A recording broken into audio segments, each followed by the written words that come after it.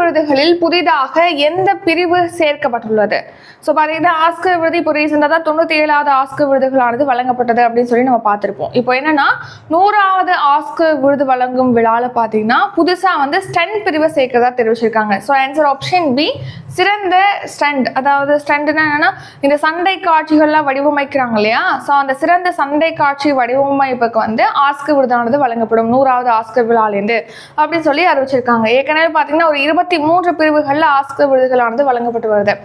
இப்போ புதிய பிரிவானது சேர்த்திருக்காங்க, ஸ்டண்ட் பிரிவை வந்து சேர்த்திருக்காங்க. எந்த ஆஸ்கர் விருது விழாவில் இது வழங்கப்படும்? 100வது ஆஸ்கர் விழாவில், அதாவது 2028ஆம் ஆண்டு 100வது ஆஸ்கர் விழாவில் பார்த்தீங்கன்னா இந்த ஸ்டண்ட் பிரிவுக்கு ஆஸ்கர் விருதானது வழங்கப்படும் அப்படின்னு சொல்லி தெரிவிச்சிருக்காங்க.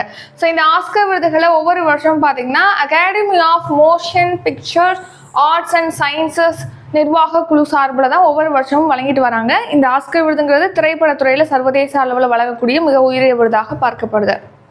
இப்போ இந்த வருஷம் 97வது ஆஸ்கர் விருதுகளானது வழங்கியிருக்காங்க. யார் யாருக்கு வழங்கியிருக்காங்க அப்படின்னு பார்க்கும்போது சிறந்த நடிகருக்கான ஆஸ்கர் விருது பார்த்தீங்கன்னா தி ப்ரூட்டலிஸ்ட் அப்படிங்கிற திரைப்படத்தில் நடித்தமைக்காக ஏட்ரியன் ப்ரோடிக்கு வழங்கப்பட்டிருக்கு. சிறந்த நடிகைக்கான ஆஸ்கர் விருது பார்த்தீங்கன்னா அனோரா திரைப்படத்தில் நடித்தமைக்காக மிக்கி மேடிசன் என்பவங்களுக்கு வழங்கப்பட்டிருக்கு. சிறந்த திரைப்படத்துக்கான விருது வந்து அனோரா திரைப்படத்துக்கு. சிறந்த இயக்குனருக்கான விருதும் அனோரா திரைப்படத்தை இயக்குமைக்காக ஷேன் பேக்கருக்கு வழங்கப்பட்டிருக்கு. சிறந்த திரைக்கதைக்கான விருதும் ஷேன் பேக்கர், சிறந்த பட தொகுப்புக்கான விருதும் ஷேன் பேக்கர் அவர்களுக்கு வழங்கப்பட்டிருக்கு.